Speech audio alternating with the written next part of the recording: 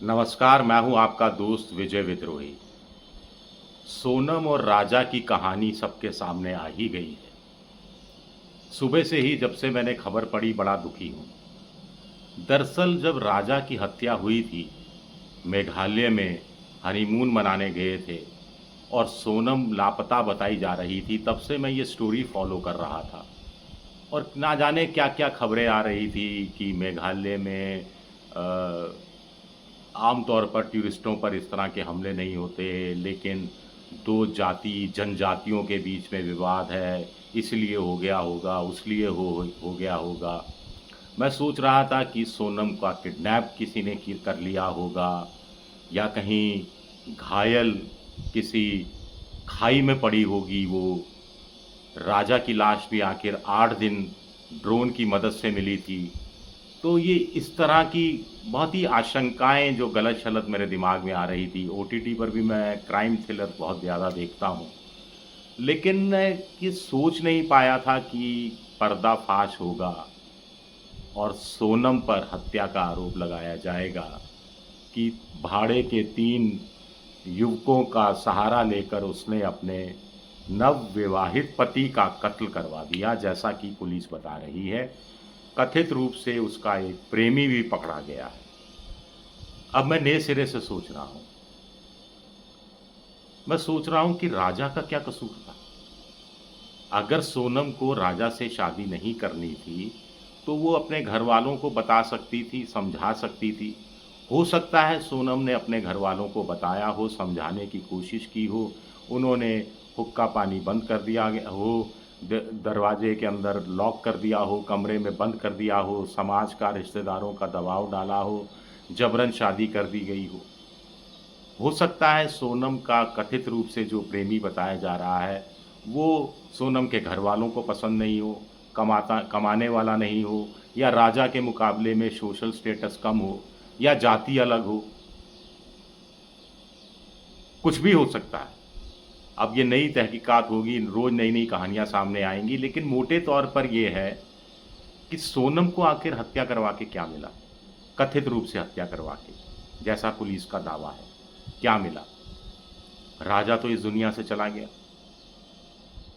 आपको अब जेल के चक्कर काटने पड़ेंगे, अदालतों के चक्कर काटने पड़ेंगे, माफ़ कीजिएगा, अदालतों के चक्कर में काटने पड़ेंगे और सज़ा हुई तो जेल में लंबी ज़िंदगी बितानी पड़ सकती है। हो सकता है 20 साल की सज़ा मिले, हो सकता है 10 साल की सज़ा मिले। अगर आप अपनी शादी के लिए इसलिए तैयार हो गई सोनम कि परिवार की इज़्ज़त बचा के रखनी है, घर से भागकर अपने प्रेमी से शादी कर लेगी तो परिवार की इज़्ज़त चली खराब हो जाएगी। तो अब कौन-सी इज़्ज़त बच गई? अब तो इज़्ज़त और ज़्यादा चली गई। समाज में सोनम को किस नज़र से अब देखा जाएगा आप समझ सकते हैं। और सोनम कोई पहली बार नहीं हुआ है। एक तो वो नोट पे सोनम गुप्ता बेवफ़ा है चला था, लंबे समय तक चलता रहा था। फिर वो मेरठ वाली घटना हुई, पति मर्चेंट नेवी में था, लौट के आया तो और हत्या हो गई और नीले ड्रम की चर्चा चलती रही, नीले रंग का ड्रम।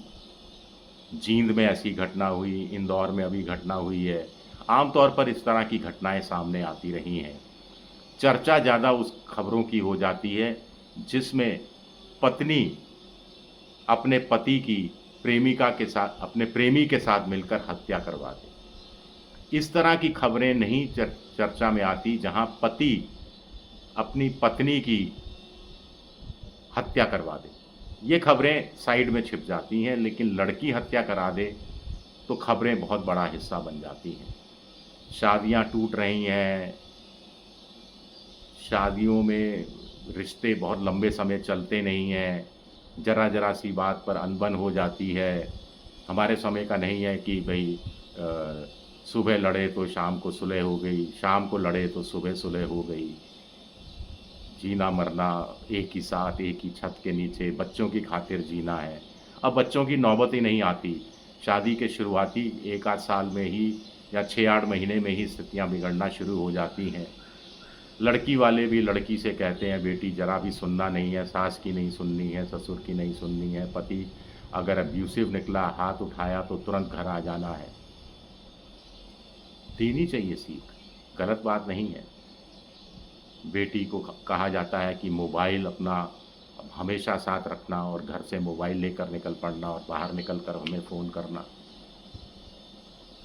माता-पिता हैं, बेटियों के प्रति चिंतित रहते हैं, बेटियों के भविष्य के प्रति चिंतित रहते हैं और ये सब देखते, पढ़ते, सुनते हैं, टीवी चैनलों पर देखते हैं, ओटीटी पर देखते हैं, सीरियल देखते हैं, तो वहीं से कहीं ऐसा इस तरह का ज्ञान लेते हैं कि बेटियाँ अगर शादी से खुश नहीं हैं तो लौट आएँ।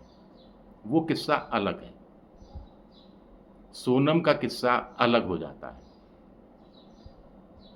एक अरेंज शादी हुई, वहाँ पर अगर अनबन हो गई पति के साथ, तलाक हो गया या तलाक की नौबत आ गई या पति ने एब्यूसिव निकला, हाथ उठाने लगा और बेटी घर लौट आई, उसका तो मैं समर्थन करता हूँ कि ऐसे में बेटी को घर लौट के आ जाना चाहिए और घरवालों से शिकायत करनी चाहिए।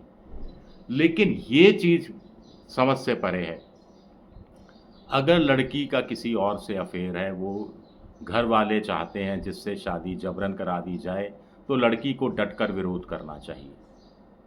लड़की को हकीकत भी देखनी चाहिए। ऐसा नहीं है कि सिर्फ़ आँख बंद करके प्यार करना है। वो एक फ़िल्म में गाना था कि एक डायलॉग था कि प्यार अंधा होता है, लेकिन फिर जो हकीकत होती है वो आँखें खोल देती हैं।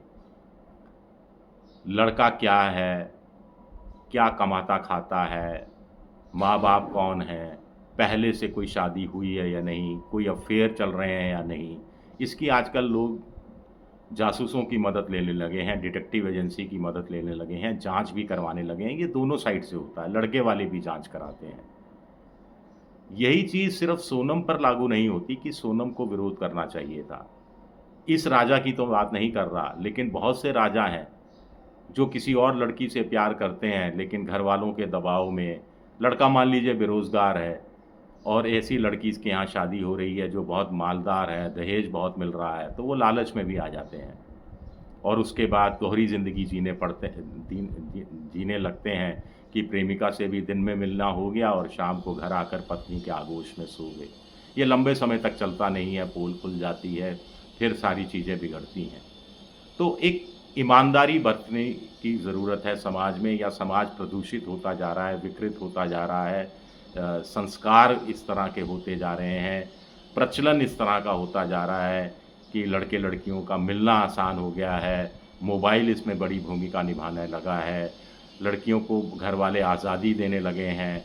यहाँ मैं प्रधानमंत्री मोदी की इस बात से 100% सहमत हूँ, जो एक बार उन्होंने कहा था कि बेटी रात को 8 बजे तक घर नहीं आए तो आप चिंतित हो जाते हैं, घर आती है तो पूछते हैं, 10 सवाल पूछते हैं, लेकिन बेटा अगर रात के 10-11 बजे तक भी घर से बाहर रहे तो उससे आप कोई सवाल नहीं पूछते कि कहाँ था, क्यों था, किनके साथ था, पता लगाने की कोशिश नहीं करते।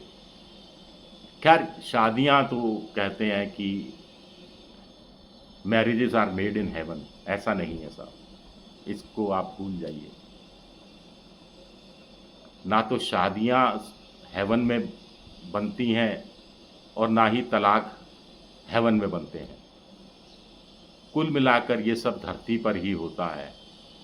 घर वाले थोड़ा-सा अपना दायरा बढ़ाएँ सोच का, बेटियाँ भी अपनी सोच का दायरा बढ़ाएँ। वो भी अपनी माँ-बाप की मजबूरियों को, उनकी परिस्थितियों को, उनके प्यार को, उनके आग्रह को, उनके अनुभव को, वो भी तो समझें, सुनें।